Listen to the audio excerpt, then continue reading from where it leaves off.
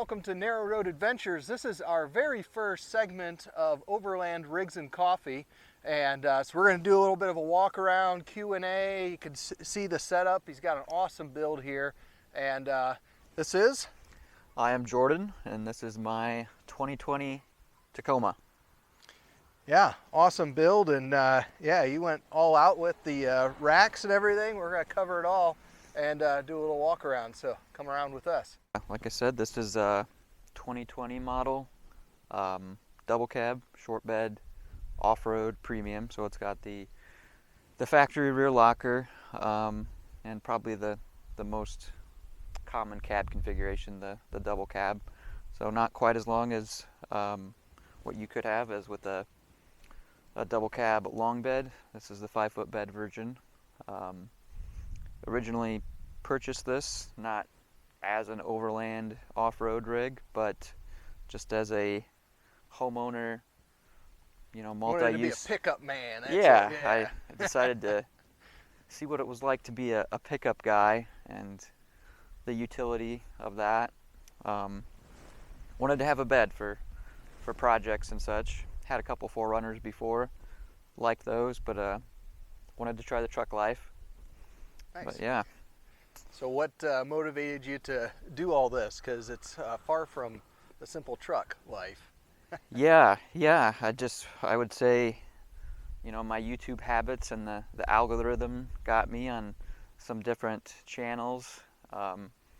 Expedition Overland was probably hooked a lot of people early on. They've been doing that for a while, and since they're with Toyotas primarily over the years, I mean, that was a hook, line, and sinker for me. So yeah, I had, you know, some desire to explore the off-roading modification realm, but it was not until a couple years ago that started to dabble in it a little bit more. Started off with the first round of mods, some bigger tires and suspension, and went to some bigger tires from there. Yep, this is I believe set? a third set of tires. Yeah. So they keep getting bigger. Yeah. I think, I won't say for sure, but that they probably need to not get any bigger from here. Yeah, that's a good size. Yeah. And then I know if you've watched our channel, Jordan and his brother Dylan, who has the green Bronco, which he'll likely be next episode here. But yeah, you got into going with us, but you did a few trips just with him, and then and you've done some other trips solo. So. Yep. Just getting out in the public land of Michigan and then down to Kentucky. Yep. Done that once, so. Branching out from, there's Branching nothing much out. around here in Indiana, so you gotta go somewhere. Awesome. A lot of flatlands around here, unfortunately, but yeah. Not too far away for some Michigan fun. Yeah, awesome. Well, hey, we'll start here. We'll start from the front, kind of move to the back, but yeah, tell us a little bit about what you've done here to the front of this rig. Yeah, so I guess we could start the very front here. This bumper is a bumper from Backwoods Adventure Mods. They're out of Arkansas. Just really liked the design and the build of this bumper. Gives me a lot more clearance, and it's kind of a hybrid design where the outer shell is aluminum, and then the winch mount is steel, and so that just saves some weight.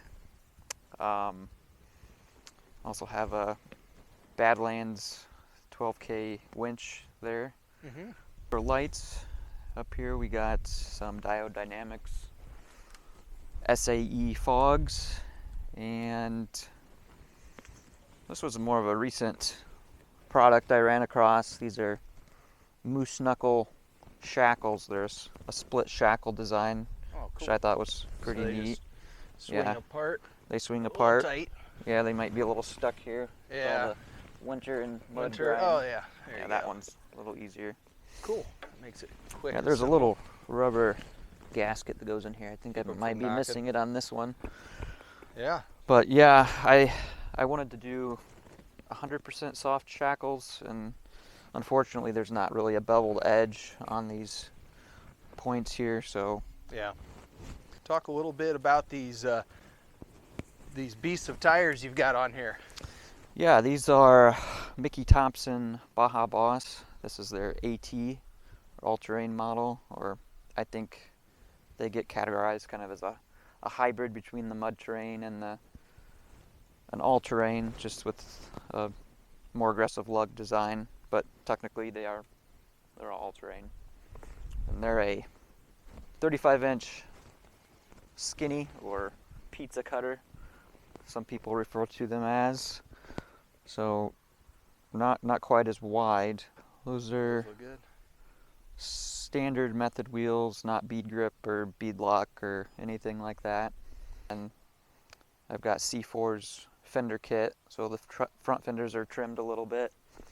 And So you took a little out here to make Yep. it work? yep, and it's also got the C4 body mount relocation. Okay. So got gusseted spindles and gusseted cam tabs. Okay. So the uprights and then your alignment tabs that hardware's been gusseted, so you don't lose alignment as easy if you have a hard hit. Yeah. And also have Warfab tie rod sleeves. Okay. Cool. I think Did you that's- need to upgrade the axle shafts or anything, or those pretty Those solid? are stock. We'll see Mhm. if they continue to hold up. I know steering rack tends to be a weak point once you do 35s and bigger on the Toyotas. Okay. A common replacement is a Tundra or 200 series Land Cruiser steering Okay. rack, which there's some different routes you can go to get those to fit. Nice. Yeah, those are Baja Design Squadron Sports.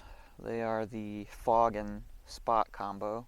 These are Cali raised LED sliders with the steps and the kick out in the back, and they're got like a bed liner coating on them. So, Okay. What else you got going on back here?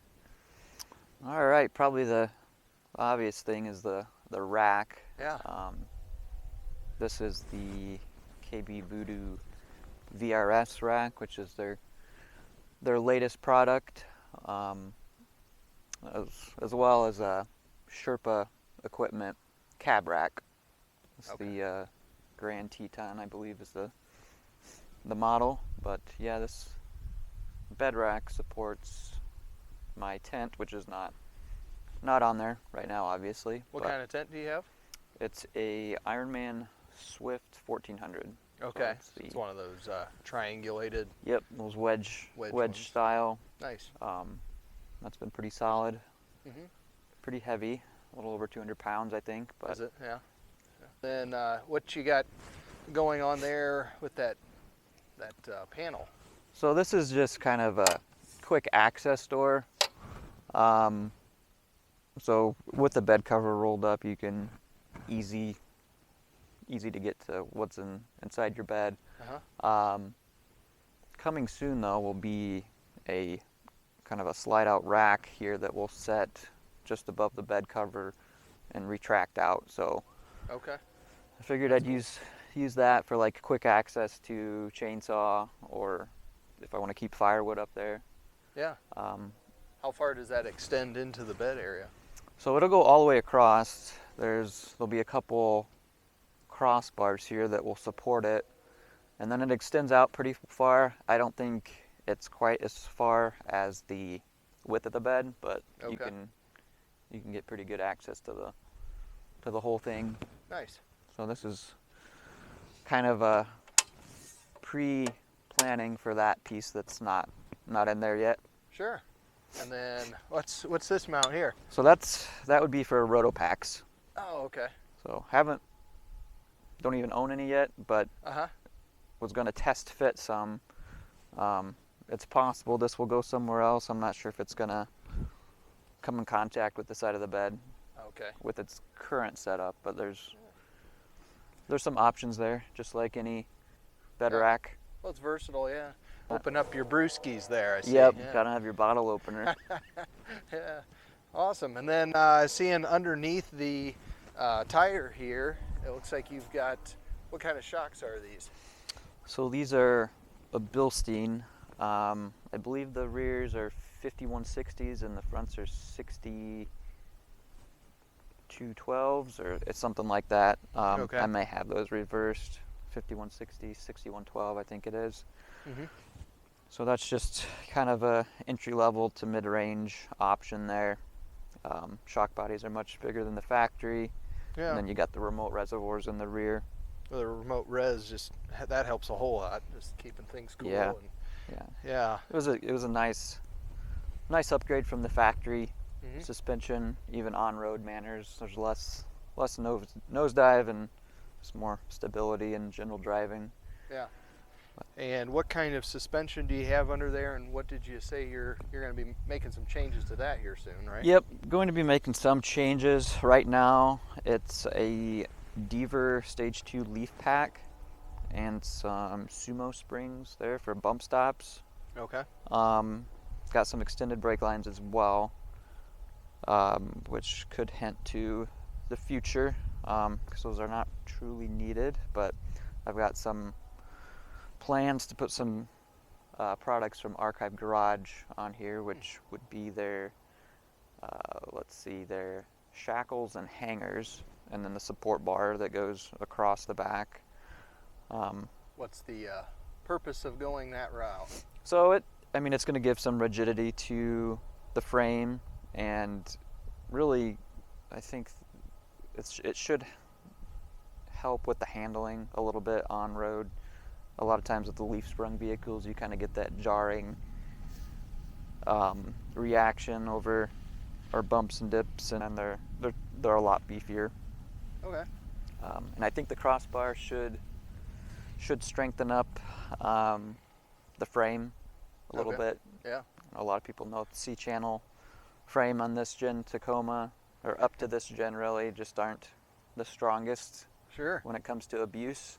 So that should add some confidence there. So is that just like a bar that goes across there, does it? Yeah, you have to delete your spare tire, or not use the spare tire hanger anymore, which I'm not in that case anyway, because the 35 is too big to stick under there. But yeah, that, and they do have a shock relocation kit that you can either run a 12 or 14 inch smooth body shock without getting into your bed. Okay. So could add a lot of flex in the future if I go that route. That just extend up the mount there, so you could add a longer shock. Is that the idea? Yeah. I think it goes in a little bit different spot, but yeah, that's the idea. Cool. Okay, so Jordan, what do you have going on in the back here? See, is that another moose knuckle shackle there? Yep, that's it, and a Factor 55. Whatchamacallit? Yeah. Shackle mount. Hitchlink 2.0. There you go. Yeah. Factor 55 makes awesome stuff. So. Yeah. You got some taillights here. Yeah, those are aftermarket full replacements from. Oh man, this might have to be take two. That was one of your first Yeah. mods. Miso Customs. Oh, very Probably good. could make them flash with the key fob here. There we go. Ooh. Yeah. Fancy. Nice. This bed rack, I guess, and the bed cover were kind of a joint decision here. KB Voodoo makes different versions compatible with different bed racks, and what I found was with my first setup I could not open my trifold cover at all, but with the VRS system I can run a back Revolver X4S roll-up cover and have all the access I need. There are a couple mods that I needed to do, just a little bit of trimming in a couple spots, but overall it was not bad to be able to fit this combo. We got the standard support braces here for the bedside, being the composite bed and running all the weight on the top. it's beneficial. I read that you know, you keep your bed square, so that's the goal. Cool. And right here we have a mountain hatch. Oh, I didn't even notice. Yeah. Little plate here that replaces the ribbed version that always was difficult to stand on or put a knee on. Mm-hmm. Do you want to roll that up and show us a little bit what's under there? We can. There's not too much currently. Spare tire has taken up the bulk of the room. I've got a off-road jack that's in the front of it there, and a bag of recovery gear, some kinetic ropes, soft shackles. Looks like you have a couple mounts on the sides here. Yeah. There's I believe it's Rago Fabrication that's making the one on the left there that I've got the quick fist on, and can't recall what the other one is on the right. All right, Jordan, tell me what you have going on under the hood here. Yeah, mostly stock here with the exception of some electronics here, switch panel goodies. I've got, I believe it's a Overland equipped little aluminum panel over there that's got my aux beam panel, control panel there, along with a circuit breaker there. What is that circuit breaker cut off? So that'll cut off everything to the aux beam panel. It's just 100 amp Blue Seas that I rigged up there. Had to make a couple more holes, and then have just a switch for the winch as well to cut power to that. You have the winch set up on a separate kill switch? Yep. Okay. Yep, that'd be that bigger red one. What do you have going on in the inside? I know you were talking about that aux beam where all the wires go into, but then it looks like you've got it fit pretty nicely on the inside here. Yeah, so that is a little relocation kit for some of the factory buttons here. Allow you to run an aux beam panel there. I believe Guild Outfitters makes these. So they've got different configurations based on what your factory setup is. So that worked out really nicely, really factory looking there. And I've kept all the factory buttons. I've got a couple products from the Taco Garage. Their dash mounting solution for the left hand side, and then the center dash there allows you to run a lot of the Ram mount and Ram-esque accessories with the Ram balls. And that's the Midland radio, it looks like? Yeah, Midland. Yep, got a Midland hardwired down there on the left side of the center console. And then there's also a Miso Customs fuse block cover up here, which allows for the use of add-a-fuse while still keeping all your fuses covered up and tidied. So add-a-fuse for, what is it? So that's for the power for the Midland radio. Oh, okay. So not running, cigarette power or anything like that. Yeah, that's good. Now, does that only come on with the key in the ignition, or? Yes, so that'll run just with the ignition on. Okay. Keep my winch remote here in the door pocket and the Element fire extinguisher.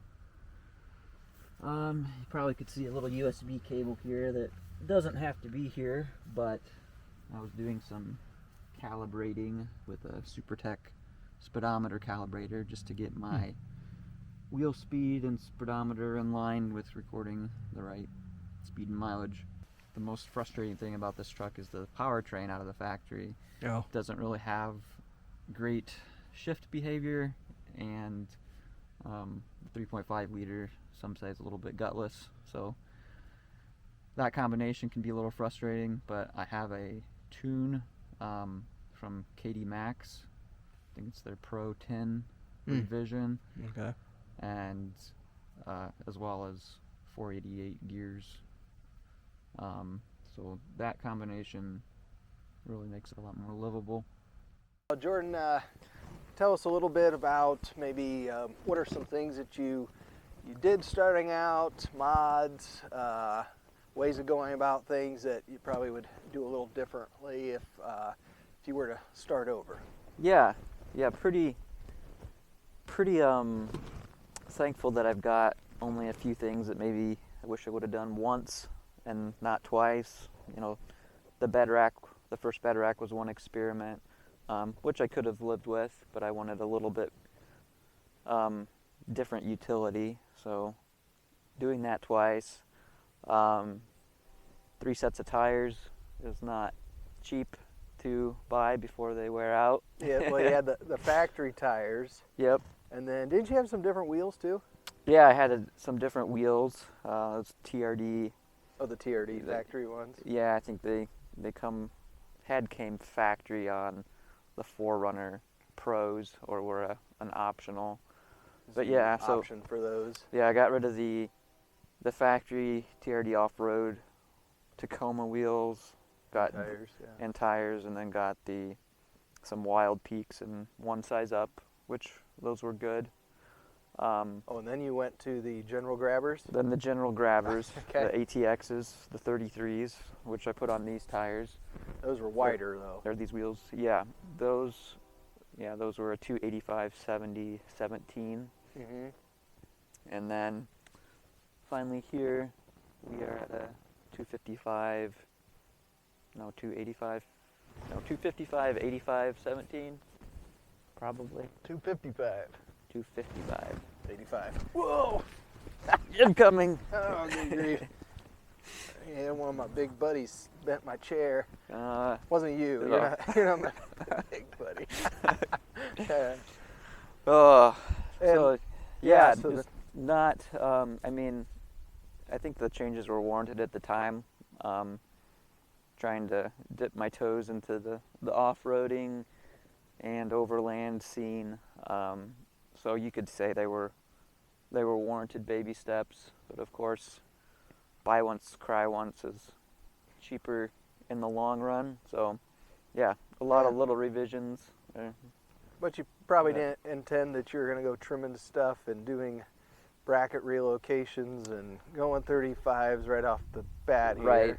Right. So, yeah, as soon as, I made the commitment to do the 35s, I already had I trimmed the fenders and put the C4 fender liner kit in, and then had the body mount relocation done by a shop just before I got the 35. So I didn't have to live with that rubbing life.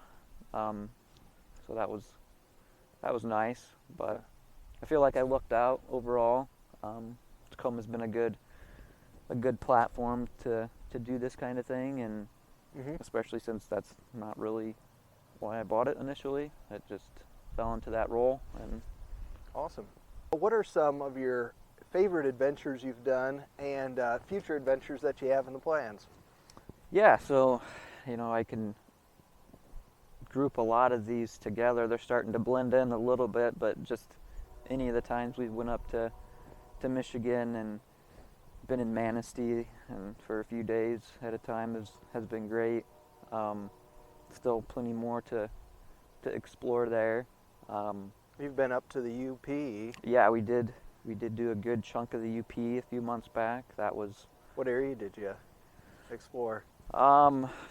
We were kind of. You up in Whitefish Point area? Yeah, we did. We were in that area. Kind of made a big circle.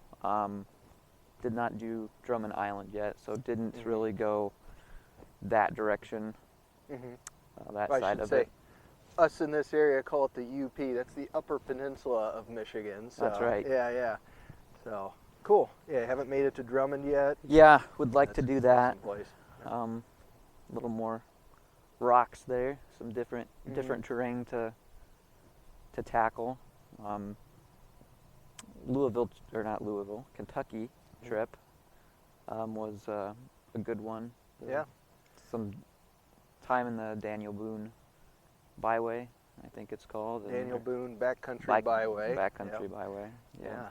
It's an awesome route down there, and we were with the Overland the Red, so we were together on that. It was kind of funny. We were driving down the highway to get down there, they were coming a day later, and we ended up passing them. So, Yep. get on the radios, and hey, yeah, so that was cool. But yeah, that was an awesome event there, and it was put on by the same people of the core Keweenaw Overland Adventure Retreat, which you haven't been up there yet. I haven't done that one. It's a little bit of a haul for us here in northern Indiana, but yeah, that's an awesome event as well. Yeah, so that's on my radar. The Kentucky Adventure Trail.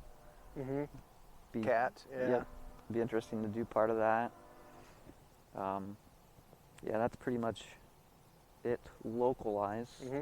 That's on my mind. It's always the bigger dream moving out from there, but yeah, you Right. might as well explore locally and venture from there. So Right. awesome. Spent a little bit of time out west, but not with this vehicle. Mm-hmm. But tons of fun stuff out there. Awesome.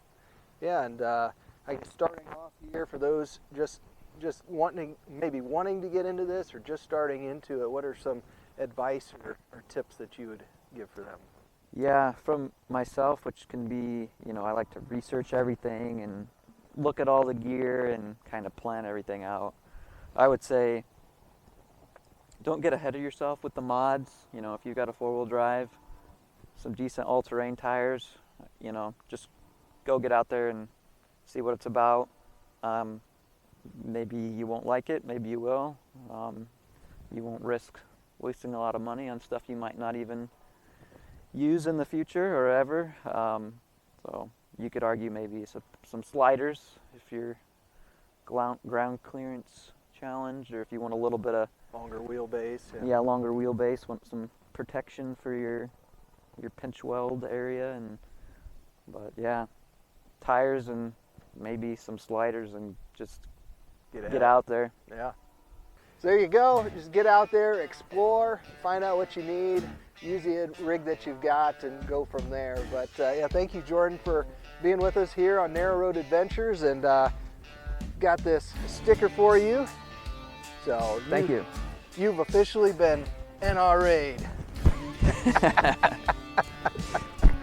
And he had 90 kids out there. They'll get that. Someone will get it. Yeah. Thanks for having me. Yeah, awesome. All right, well, we'll see you next time here on Narrow Road Adventures as we get another rig out here for some rigs and coffee.